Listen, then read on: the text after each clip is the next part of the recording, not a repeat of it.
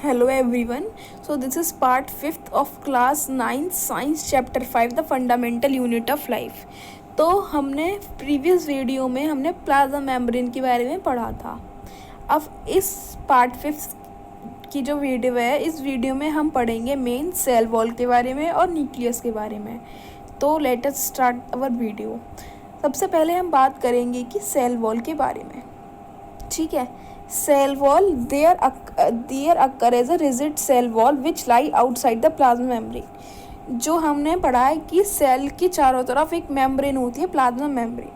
Plasma membrane की side में चारों तरफ भी एक मेम्ब्रेन होती है, उसको बोलते हैं सेल वॉल. सेल वॉल खाली प्लांट में प्रेजेंट होती है. ठीक है. ये एनिमल में प्रेजेंट नहीं होती है. ठीक है. ये it which lie outside the plasma membrane. जो सेल वॉल होती है ये नॉन लिविंग होती है और फ्रीली परमिएबल होती है. यानी कि जैसे कि प्लाज्मा मेम्ब्रेन थी वो सेलेक्टिवली परमिएबल थी, ये ऐसा नहीं है, ये फ्रीली परमिएबल है. और ये नॉन लिविंग है. जो प्लाज्मा मेम्ब्रेन थी वो लिविंग थी, लेकिन ये जो है प्लांट में प्रेजेंट है और ये नॉन लिविंग सेल वॉल है. ठीक है. अब and secreted by cell itself. ये खुद से ही सीक्रेटेड करती है और ये क्या काम करती है, प्लाज्मा मेम्ब्रेन को प्रोटेक्ट करने का काम करती है प्लांट सेल में, और साइटोप्लाज्म को भी प्रोटेक्ट करने का काम करती है. सेल वॉल जो है वो शेप प्रोवाइड करती है प्लांट सेल की और डाइजेशन ऑफ सेल को प्रिवेंट करती है. ठीक है. ये बनी हुई होती है सेलुलोज की, यानी कि it is made up of fibrous polysaccharide carbohydrate called cellulose. जो सेल वॉल है वो सेलुलोज की बनी हुई होती है. ये नॉन लिविंग होती है. ये आउटर लेयर होती है, ये प्लांट में प्रेजेंट होती है और प्लाज्मा मेम्ब्रेन को प्रोटेक्ट करने का काम करते हैं. ये सब चीज़ हमने पढ़ ली. The plant cell consist of tiny cellular fibre called microfibril. जो प्लांट सेल है उसमें कुछ सेलुलोज के फाइबर होते हैं, microfibril. Each microfibrils made up of 1000 of cellulose molecule bound together by pectin and hemicellulose. यानी जो सेल वॉल है उसमें ना माइक्रोफाइब्रिल्स भी प्रेजेंट होते हैं. वो जो बने हुए होते हैं वो ये हेमीसेलुलोज और पेक्टिन के मिलकर बने हुए होते हैं. अब सेल वॉल का काम क्या है, ये permit the cell wall to become target. Plant cell को टारगेट बनाने में हेल्प करती है. ये मैकेनिकल सपोर्ट प्रोवाइड करती है सेल को. ये फ्रीली परमिएबल होती है पानी के लिए और कुछ सब्सटेंसेस के लिए. इसमें नैरो पोर्स होते हैं, उसको बोलते हैं pits, through which fine strand of cytoplasm और plasmodesmata are able to pass. इसमें ना कुछ पिट्स होते हैं जिसकी वजह से जो प्लाज्मोडेस्माटा यानी कि कुछ स्ट्रैंड होते हैं साइटोप्लाज्म के, वो पास होने लगते हैं सेल वॉल से. The cell wall of adjacent cell are glued together by middle lamella. जब मतलब एक सेल वॉल है, उसकी जो दूसरी वाली सेल है वो दोनों जो चिपकी रहती हैं वो चिपकी हुई रहती है मिडल लैमेला से. तो मिडल लैमेला एक जेली लाइक स्ट्रक्चर है जो कि कैल्शियम और मैग्नीशियम पैक्टेट का से मिलकर बना हुआ होता है. हमने बात करी कि सेल वॉल एक नॉन लिविंग है. ठीक है. ये प्लाज्मा मेम्ब्रेन को प्रोटेक्ट करने का काम करती है. ये खाली प्लांट में ही प्रेजेंट होती है. ये सेलुलोज की बनी हुई होती है. इसमें माइक्रोफाइब्रिल्स कर एक फाइबर्स प्रेजेंट होते हैं जो कि हेमी सेलुलोज और पेक्टिन के मिलकर बने हुए होते हैं. इसका काम क्या है कि मैकेनिकल सपोर्ट प्रोवाइड कराती है, फ्रीली परमिएबल है. इसमें कुछ पिट्स प्रेजेंट होते हैं जो कि प्लाज्मोडेस्माटा को पास कराते हैं. इसमें मिडल लैमेला प्रेजेंट होता है जो कि दोनों सेल और एक सेल वॉल को और दूसरी सेल को जोड़ने का काम करता है. ठीक है. अब हम बात करते हैं plasmolysis. When a living plant cell lose water through osmosis there are shrinkage of or contraction of protoplasm away from the cell wall. यानी कि सेल वॉल के बाहर ना क्या होता है कि अगर कोई लिविंग प्लांट सेल है, अगर वो पानी छोड़ने लगता है ना, तो उसकी ओस्मोसिस की वजह से तो प्रोटोप्लाज्म ना बाहर आने लगता है सेल वॉल के, तो उसको बोलते हैं प्लाज्मोलाइसिस. एक प्रोसेस है प्लाज्मोलाइसिस. अब मेन बात करते हैं कि हमने प्लाज्मा मेम्ब्रेन पढ़ लिया और सेल वॉल पढ़ लिया. अब उनका हम डिफरेंस देखते हैं. सेल वॉल जो है खाली प्लांट सेल में प्रेजेंट होती है, लेकिन जो प्लाज्मा मेम्ब्रेन है वो दोनों में ही प्रेजेंट होती है. सेल वॉल जो है वो आउटसाइड सेल के आउटसाइड होती है, लेकिन जो प्लाज्मा मेम्ब्रेन है it lie outside of animal cell and inner cell to a plant cell. ये एनिमल सेल की तो आउटर लेयर है और प्लांट सेल की इनर लेयर है। इनर लेयर क्यों? क्योंकि सेल वॉल के वो क्या कहते हैं, प्लाज्मा मेम्ब्रेन के ये होती है अंदर की साइड, ठीक है। ये एक रिजिड है और ये क्या कहते हैं, सेल वॉल जो है एक रिजिड स्ट्रक्चर है, ठीक है। और ये एक फ्लेक्सिबल है, प्लाज्मा मेम्ब्रेन फ्लेक्सिबल थी। सेल वॉल जो थी वो नॉन लिविंग थी, लेकिन प्लाज्मा मेम्ब्रेन लिविंग है, ठीक है। सेल वॉल एक थिक है लेकिन प्लाज्मा मेम्ब्रेन थिन है। सेल मेम्ब्रेन जो है वो सेल वॉल जो है जनरली परमिएबल है और ये सेलुलोज, हेमीसेलुलोज और पैक्टिन की बनी हुई होती है सेल वॉल। लेकिन जो प्लाज्मा मेम्ब्रेन है सेलेक्टिवली परमिएबल है और ये लिपिड की, प्रोटीन की और कुछ कार्बोहाइड्रेट की मॉलिक्यूल की बनी हुई होती है। इसका जो मेजर फंक्शन है सेल वॉल का वो है प्रोटेक्शन प्रोवाइड करना सेल का, और इसका मेजर फंक्शन है कि मटेरियल का इन और आउट कराना प्लाज्मा मेम्ब्रेन का, ठीक है। यानी कि हमने इन दोनों की डिफरेंस पढ़ लिए कि सेल वॉल का क्या डिफरेंस है और प्लाज्मा मेम्ब्रेन का क्या डिफरेंस है। सेल वॉल खाली प्लांट में पाई जाती है, वो दोनों में पाई जाती है। एक सेलेक्टिवली परमिएबल है और एक फ्रीली परमिएबल है। एक नॉन लिविंग है और एक लिविंग है। एक आउटसाइड द सेल है, एक आउटसाइड इनसाइड दोनों हैं। एक सेलुलोज, हेमीसेलुलोज, पैक्टिन की बनी हुई होती है और एक लिपिड, प्रोटीन, इन सब की बनी हुई होती है। एक का काम है प्रोटेक्शन करना सेल वॉल का, और दूसरी प्लाज्मा मेम्ब्रेन का काम है कि इन और आउट कराना मटेरियल को। अब हम बात करते हैं न्यूक्लियस की। हमने सेल वॉल पढ़ लिया, सेल वॉल क्या है। अब हम थर्ड ऑर्गेनल बढ़ते हैं, न्यूक्लियस। न्यूक्लियस सेल वॉल के सेल के मेन कंपोनेंट है, ठीक है। Nucleus is large centrally located spherical cellular component. जो सेल जो स्पेरिकल में है उसके बिल्कुल मिडल में प्रेजेंट होता है, सेंट्रली, ठीक है। ये न्यूक्लियस जो है थोड़ा लार्ज है। It is bound by 2 nuclear membrane. जो न्यूक्लियस है वो 2 मेम्ब्रेन से बाउंड होता है, उसको बोलते हैं न्यूक्लियर मेम्ब्रेन। ये फॉर्म करते हैं न्यूक्लियर एनवेलप, ठीक है। अब हम बात करते हैं न्यूक्लियर एनवेलप की। यानी कि जैसे कि ये सेल है, सेल का ये न्यूक्लियस, तो न्यूक्लियस के चारों तरफ ना न्यूक्लियर मेम्ब्रेन प्रेजेंट होती है 2, तो उसको बोलते हैं न्यूक्लियर एनवेलप, ठीक है। तो हम उसकी बात करते हैं। It enclose a space between 2 nuclear membrane. 2 nuclear membrane के बीच का जो स्पेस है उसको बोलते हैं nuclear envelope, and it is connected to a system of endoplasmic reticulum. जो न्यूक्लियर एनवेलप है ये कनेक्ट होता है एंडोप्लाज्मिक रेटिकुलम से, ठीक है। It separate the nucleus from the cytoplasm. Nuclear envelope का क्या काम है कि न्यूक्लियस को और साइटोप्लाज्म को बीच में सेपरेट करके रखता है, उनके बीच में एक वॉल की तरह काम करता है।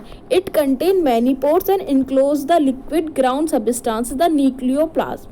इसमें बहुत सारे पोर्ट्स प्रेजेंट होते हैं और इसके जो बीच में ना और इसके अंदर ना भरा हुआ होता है न्यूक्लियोप्लाज्म। जैसे सेल के अंदर भरा है साइटोप्लाज्म, ऐसे सेल का जो ऑर्गेनल है न्यूक्लियस उसके अंदर न्यूक्लियोप्लाज्म भरा हुआ रहता है, ठीक है। अब बात करते हैं न्यूक्लियोपोर का क्या काम है। न्यूक्लियोपोर का काम है कि it allow the transfer of material between the nucleoplasm and chromatin material.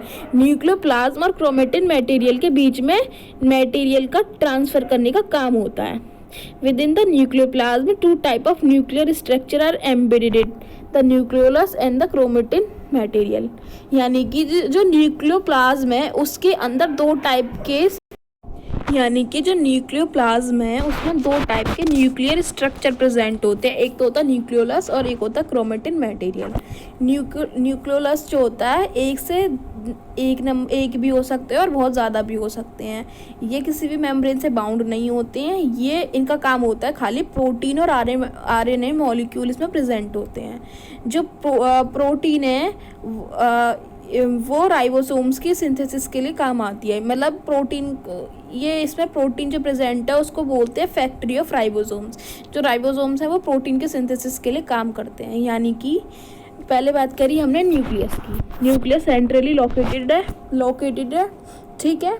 ये एक लार्ज है और 2 मेम्ब्रेन से बाउंडेड होता है न्यूक्लियर मेम्ब्रेन, ठीक है। उसको बोलते हैं न्यूक्लियो एनवेलप, यानी कि जब दो मेम्ब्रेन के बीच का जो स्पेस होता है उसको बोलते हैं न्यूक्लियर एनवेलप। ठीक है, ये जो सेपरेटेड सेपरेट, जो कि इसका जो काम है वो न्यूक्लियस और साइटोप्लाज्म को सेपरेट करने का काम होता है इसका, और ये एंडोप्लाज्मिक रेटिकुलम से भी कनेक्टेड होती है। इसमें बहुत सारे पोर्ट्स प्रेजेंट होते हैं और इसके जो बीच में न्यूक्लियर एनवेलप है उसके जो लिक्विड भरा रहता है उसको बोलते हैं न्यूक्लियोप्लाज्म। ठीक है, जो न्यूक्लियर पोर्स हमने पढ़े कि इसमें न्यूक्लियर पोर प्रेजेंट होते हैं, वो मटेरियल को ट्रांसफ़र करने के लिए हेल्प करते हैं। अब न्यूक्लियोप्लाज्म में, यानी कि जो फ्लूइड है उसमें दो तरह के मटेरियल पड़े हुए रहते हैं, एक तो न्यूक्लियोलस और एक क्रोमेटिन मटेरियल। न्यूक्लियोलस जो होता है एक भी हो सकता है और ज़्यादा भी हो सकते हैं। न्यूक्लियोलस का जो रिच होता है वो प्रोटीन का सिंथेसिस करने के लिए काम आता है। ठीक है, अब हम इसमें डायग्राम देख रहे हैं कि ये न्यूक्लियर एनवेलप है, ये दो मेम्ब्रेन है, एक ही वाली और एक ही वाली। ठीक है, इनके बीच का जो भरा हुआ स्पेस है उसको न्यूक्लियर एनवेलप बोल रहे हैं। ठीक है, इसमें न्यूक्लियर पोर भी प्रेजेंट होते हैं जगह जगह, जैसे कि ये वाला, सॉरी ये वाला, एक सेकेंड, ये वाला जो पोर है, ये वाला स्पेस जो प्रेजेंट है उसको न्यूक्लियर पोर बोल रहे हैं। ठीक है, सॉरी एक सेकेंड, हाँ ये न्यूक्लियोपोर हो गया। और इसके जो पूरा फ्लूइड है उसको बोल रहे हैं न्यूक्लियोप्लाज्म, जैसे कि साइटोप्लाज्म होता है सेल के अंदर, और न्यूक्लियोप्लाज्म में दो कंपोनेंट बताए थे, एक तो न्यूक्लियोलस और एक chromatin.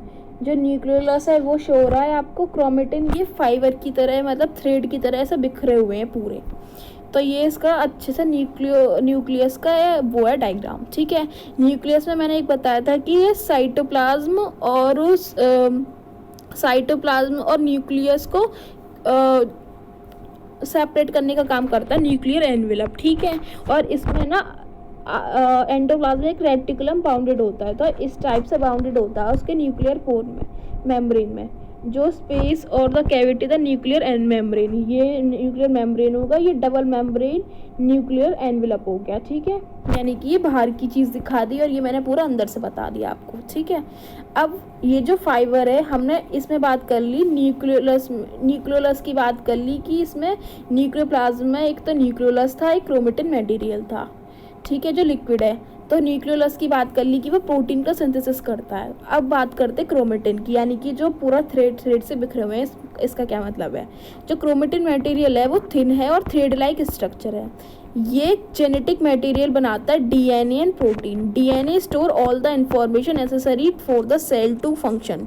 Distinct segments of DNA are called gene. मतलब जो क्रोमेटिन का काम, ये थिन होती है और थ्रेड लाइक स्ट्रक्चर होती है। ये एक जेनेटिक मटेरियल है, यानी कि जैसे कि हम अपने फादर से या मदर से कुछ सिमिलर होते हैं, तो जो चीज़ ट्रांसफ़र हो रही है वो कराती है डीएनए, मैचिंग होती है। तो डीएनए में एक चीज़ होती है, सेगमेंट्स होते हैं जीन, तो जीन की वजह से ही, सिर्फ जीन की वजह से ही जो करेक्टर्स हैं वो ट्रांसफ़र होते हैं पेरेंट से ऑफस्प्रिंग तक, यानी कि पेरेंट से हम तक। ठीक है, तो इस क्रोमोसोम्स का स्ट्रक्चर क्या होता है। क्रोमोसोम्स एक थ्रेड लाइक होते हैं, रुको एक सेकेंड, तो ये क्रोमेटिन के अंदर ना क्रोमोसोम्स, इसको क्रोमोसोम्स बोलते हैं। क्रोमेटिन जो होता है थ्रेड लाइक स्ट्रक्चर होता है, इसको क्रोमोसोम्स बोलते हैं।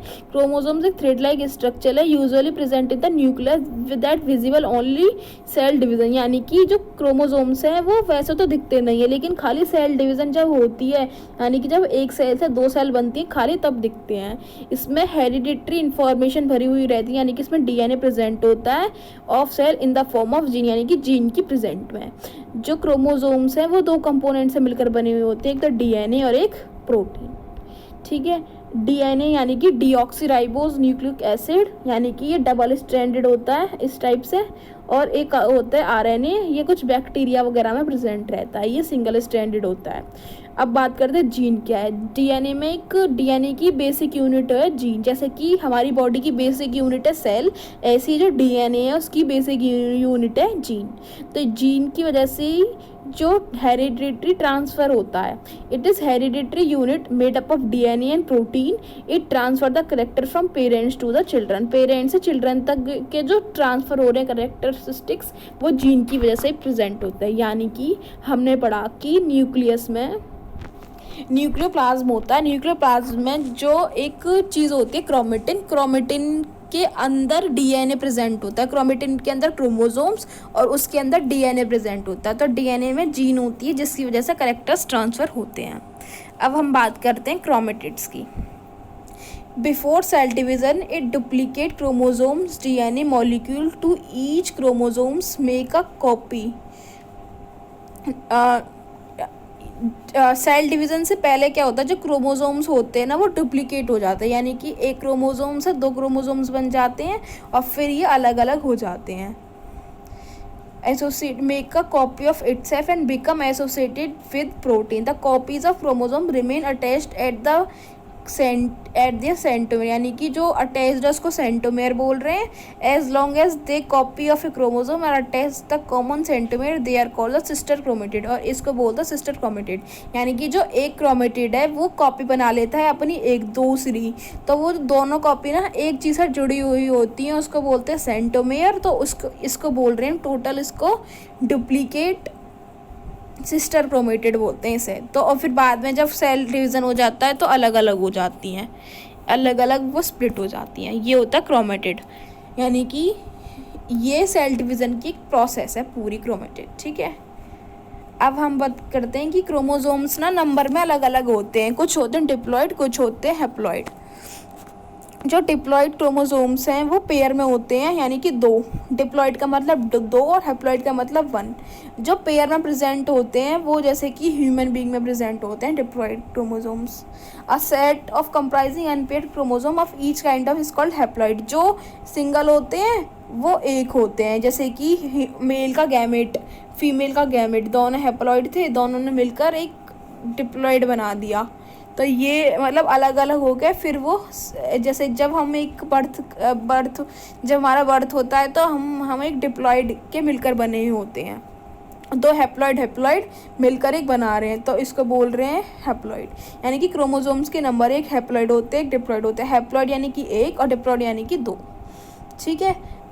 अब हम बात करते हैं न्यूक्लियस का फंक्शन। मतलब ये थोड़ा डीप में चले गए हम कि क्रोमोसोम, क्रोमेटिड, डीएनए, यानी कि डीएनए तक तो ठीक था, लेकिन थोड़ा हम और ज़्यादा चले गए तो मैं ये प्रोसेस पढ़ ली। मुझे पता है ये थोड़ा कम समझ में आया है आपको, पर बस मतलब ये थोड़ा सा ओवरव्यू की तरह ही समझना है, ज़्यादा हम इसके डीप में नहीं गए हैं अभी।